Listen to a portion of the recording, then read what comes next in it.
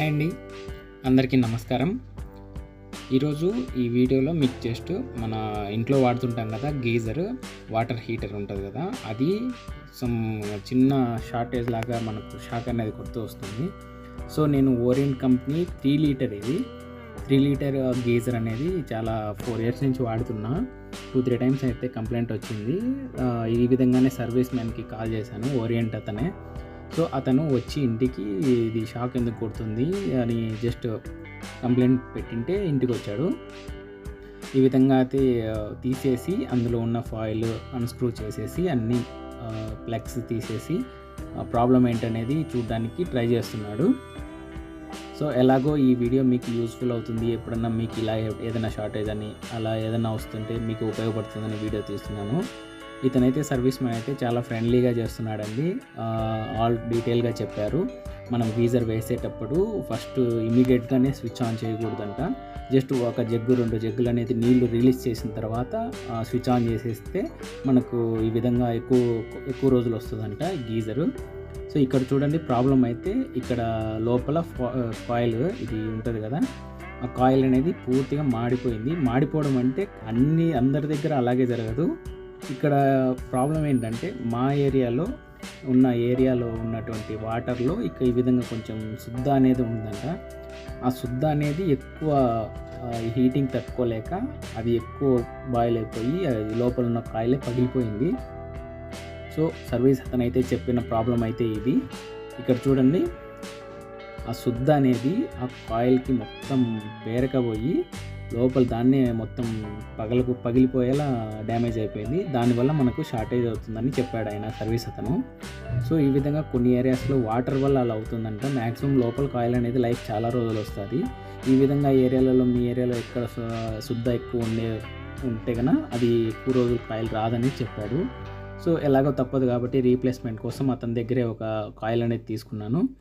So ఇది కూడా same అదే మాదిరిగా ఉంటుంది. సైజులో డిఫరెన్స్ అడిగాను నేను, ఎందుకు ఇది చిన్నగా ఉంది అది పెద్దగా ఉందంటే, లేదు ఇది మనము వాడే కొద్దీ పెద్దగా అవుతా వస్తుంది అనేసి చెప్పాడు.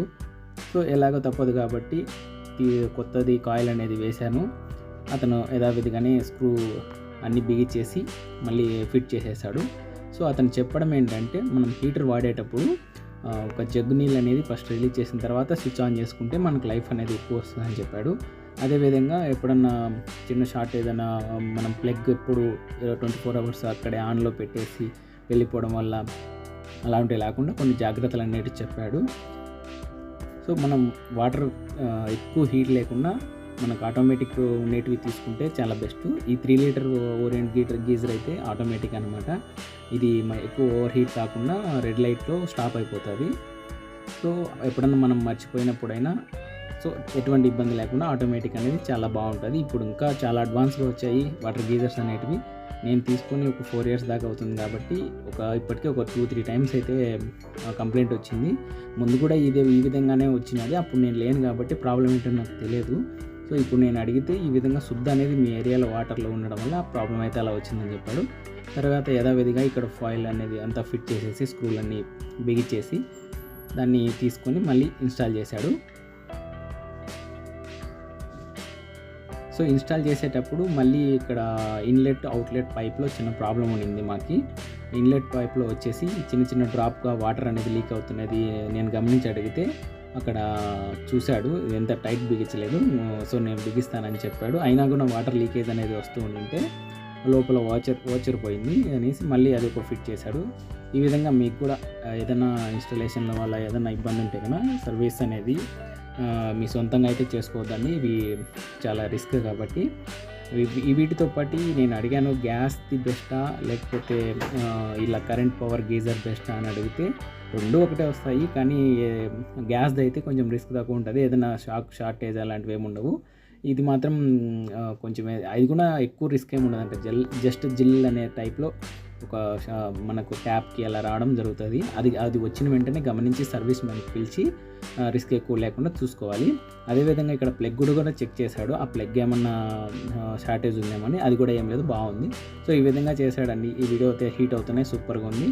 ఈ వీడియో మీకు యూస్ఫుల్ అవుతుందని పెట్టానండి. సో లైక్ చేసి సపోర్ట్ చేయగలరు. Thank you so much.